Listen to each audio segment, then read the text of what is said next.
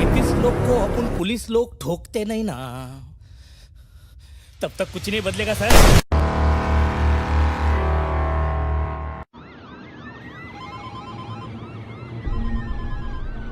आखिर आपने भालेराव को बचा ही लिया बाजीराव। वो पूरी जिंदगी झूठ के रास्ते चलता रहा, लेकिन सच्चाई ने उसे ढूंढ ही लिया।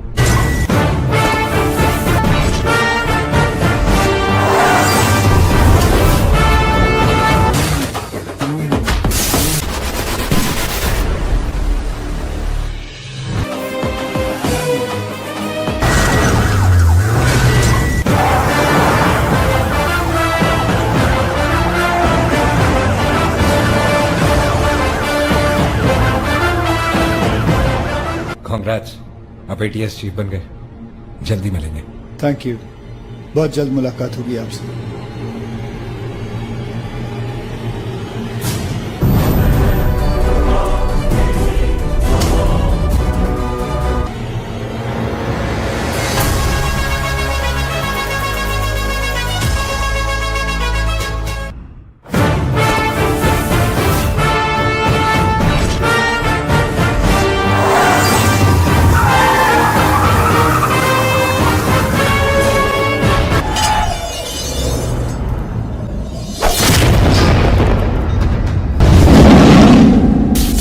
ओके, सिंघम सर को पूछो ना।